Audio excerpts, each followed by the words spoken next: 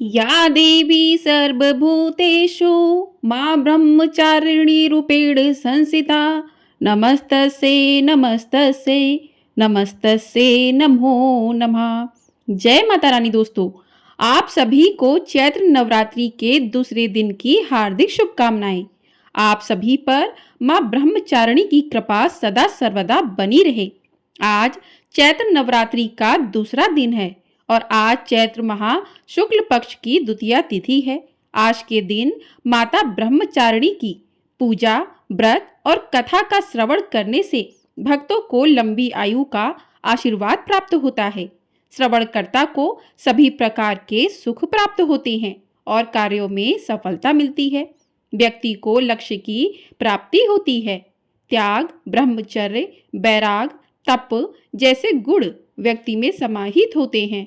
तो आज मैं आपको सुना रही हूँ माँ ब्रह्मचारिणी की बड़ी ही दुर्लभ और पौराणिक कथा।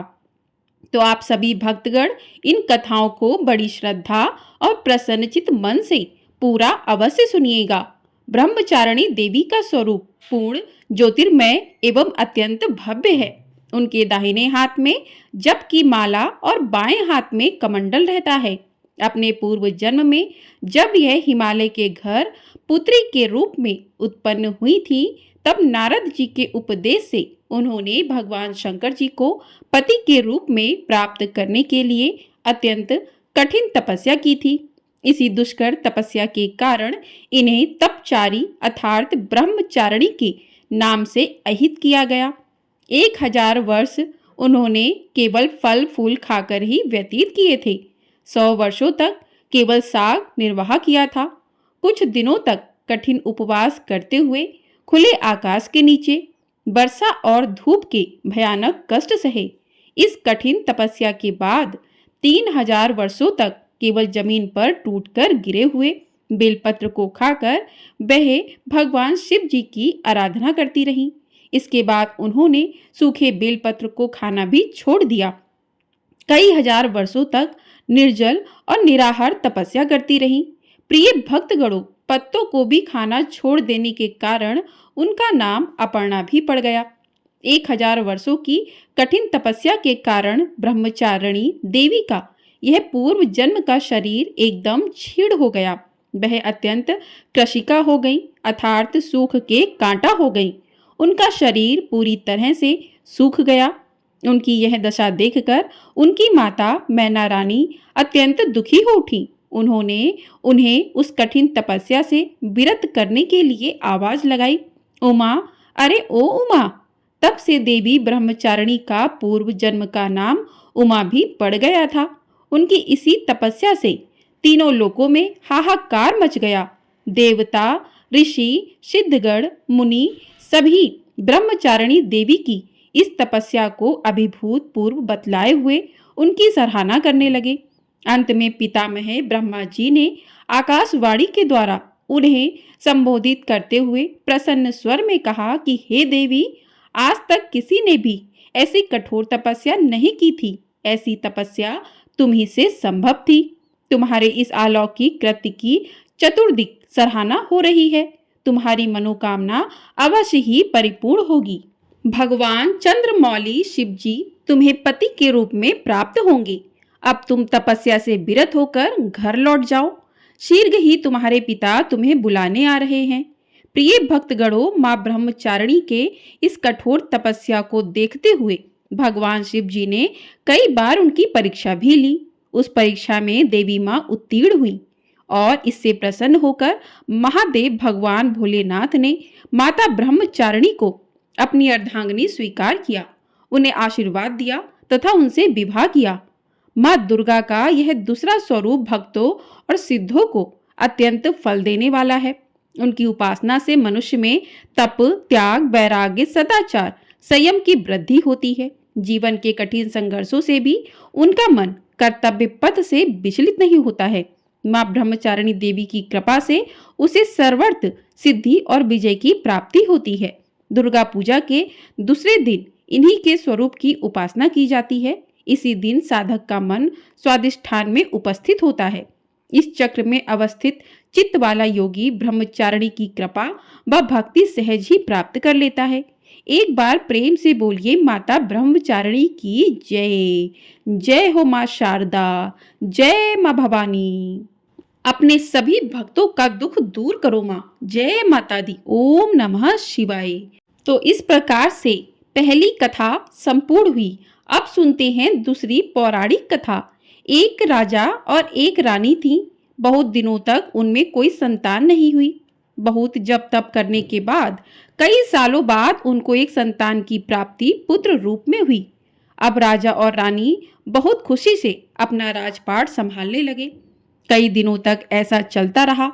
देखते ही देखते पुत्र 4-5 साल का हो गया। एक दिन की बात है, रानी दोपहर में बच्चों के साथ सो रही थी और बच्चे की नींद खुल जाती है। वह उठकर बाहर की ओर जाने लगा, क्योंकि उसको बाहर जाने नहीं दिया जाता था। अपनी माँ को सोता देखकर उसके मन में बाहर जाकर अपनी उम्र के बच्चों के साथ खेलने की इच्छा हुई और वह छिपकर बाहर चला गया। वह खेलते खेलते बहुत दूर चला गया और वह किसी दूसरे गांव में जा पहुंचा। इधर जब रानी की नींद खुली तो वह बच्चे को अपने पास ना देखकर बहुत हैरान हुई। फिर बच्चे की खोजबीन शुरू की गई। बहुत प्रयास करने के बाद सफलता हासिल नहीं हुई, अर्थात बच्चा उनको नहीं मिला। अब राजा रानी फिर से दुखी हो गए। अब वह बच्चा उस गांव के ग्वाले के घर पहुंचा तो ग्वाली ने उससे पता पूछा कि हे पुत्र, तुम कहाँ से आए हो। तो वह बच्चा अपने बारे में कुछ बता नहीं सका, क्योंकि वह बड़ा छोटा था। उसको कुछ पता नहीं था। वह केवल बच्चों के साथ खेलते खेलते दूर चला गया था।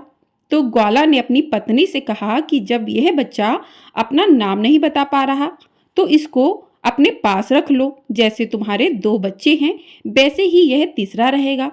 अब इधर वह बालक ग्वाला के बच्चों के साथ घुल मिलकर खेलने लगा और कुछ दिन बीत भी गए। एक दिन ग्वाला की नज़र उस बच्चे के हाथ पर पड़ी तो वह देखा कि उसके हाथ में किसी का नाम लिखा हुआ है। वह बच्चे से पूछा, पुत्र, यह किसका नाम लिखा है। तो उस बच्चे ने कहा, यह हमारे पिताजी का नाम लिखा है। तो ग्वाला ने कहा कि हम आपके पिताजी का नाम ढूंढते हुए घर पर चलेंगे। अब देखिए, इधर जब राजा शिकार पर निकल जाते हैं तो रानी रोज अपने बच्चे को इधर उधर ढूंढती रहती हैं, क्योंकि माँ का हृदय था। वह दिन भर तड़पती, अपने बच्चे की याद में इधर उधर बाग बगीचे में देखती कि कहीं मेरे बच्चे का कोई संदेश आ जाए। रानी यही सोचती कि इतने दिन बाद एक संतान हुई थी और मैंने लापरवाही में वह भी अपने हाथ से गंवा दी है। अब रानी एकदम निराश होकर एक गांव में पहुंची तो वहां उसने देखा कि कुछ औरतें मिलकर देवी माता की पूजा कर रही हैं। रानी भी वहां जाकर बैठकर पूरी पूजा देखती है और पूजा के दौरान माता रानी की कथा को बहुत मन लगाकर सुनती है। पूजा खत्म हो जाने के बाद सारी सुहागनें रानी को प्रसाद देती हैं। तब रानी ने पूछा, बहन, आप किसकी पूजा कर रही हैं, हमको भी बताइए। तब सभी सुहागिनों ने कहा कि हम माँ भवानी, माँ दुर्गा की पूजा कर रहे हैं। माता बहुत ही दयालु हैं, यह अपने भक्तों के संकट को क्षण मात्र में ही दूर कर देती हैं। बस ध्यान करने वाली बात है कि जब तक आपकी मनोकामना तुरंत पूरी हो जाती है, जब आपकी मनोकामना पूरी हो जाए तो आप तुरंत माँ देवी की पूजा करिए। आप जो मन्नत मांगती हैं उसे पूरा करिएगा। मनोकामना पूर्ण होने के बाद माता रानी की पूजा तुरंत ही कर लेना चाहिए, उसको टालना नहीं चाहिए। तो रानी ने अपने मन में सोचा कि अगर माँ भवानी ने हमारा बच्चा साकुशल वापस हमारे पास पहुंचाया तो हम भी इसी तरह से सभी सुहागिनों के साथ माता रानी की पूजा करेंगे। उधर रानी का यह मन्नत मानना हुआ कि इधर ग्वाला बच्चे को लेकर उसके पिता की तलाश में निकल पड़ा। वह कई जगह ढूंढते हुए काफी देर बाद गांव के किनारे पहुंचा तो एक व्यक्ति से पूछा, भैया, इस नाम के व्यक्ति को क्या आप जानते हो। तब उस आदमी ने बताया, हाँ भैया, यह हमारे राजा का नाम है, उनका पुत्र खो गया है, क्या यह उन्हीं का पुत्र है। यह बताकर ग्वाला को घर का पता बताया।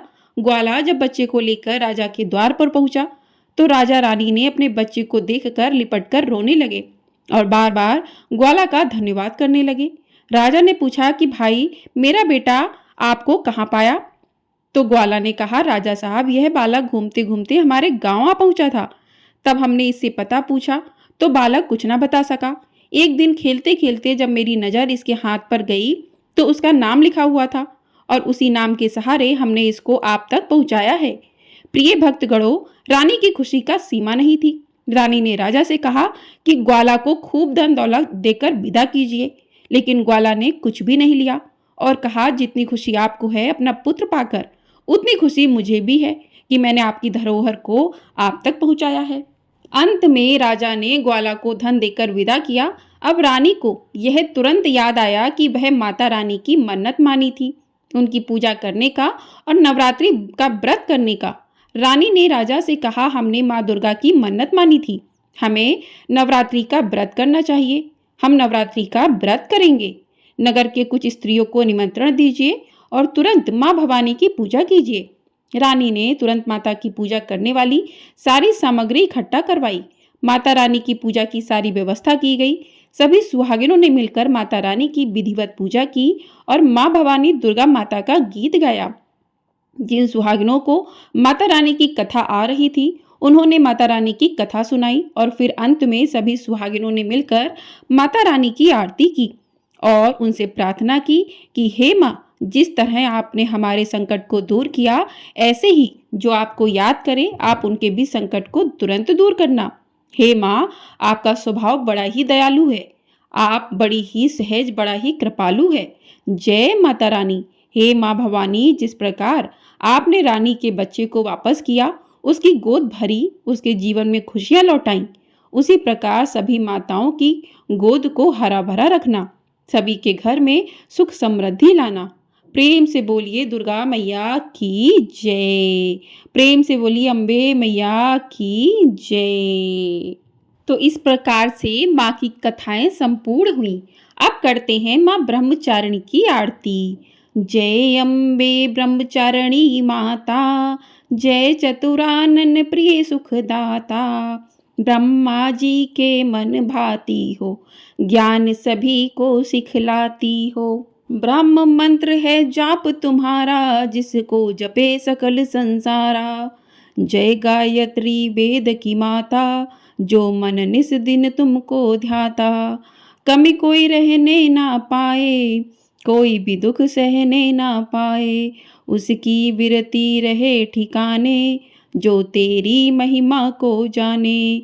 रुद्राक्ष की माला लेकर, जपे जो मंत्र श्रद्धा देकर, आलस छोड़ करे गुण गाना, माँ तुम उसको सुख पहुँचाना। ब्रह्मचारिणी तेरो नाम, पूर्ण करो सब मेरे काम। भक्त तेरे चरणों का पुजारी, रखना लाज मेरी महतारी। जय अम्बे ब्रह्मचारिणी माता, जय चतुरानन प्रिय सुखदाता। प्रेम से बोलिए ब्रह्मचारिणी माता की जय। प्रेम से बोलिए दुर्गा मैया की जय। तो इस प्रकार से नवरात्रि के दूसरे दिन की कथा और आरती पूर्ण हुई।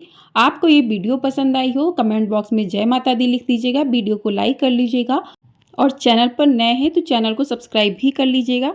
आपको हमारे चैनल पर नवरात्रि के 9 दिनों तक 9 माता की कथाएं अलग अलग सुनाई जाएंगी। साथ ही आपको दुर्गा सप्तशती पाठ के सभी अध्याय प्रतिदिन सुनाए जाएंगे। अष्टमी नवमी कब की है, कन्या पूजन कब करना है, संपूर्ण जानकारी आने वाली वीडियो में दी जाएगी। तो आप लोग चैनल को सब्सक्राइब करके ढेर सारा प्यार अपना ज़रूर दीजिएगा। जय माता दी।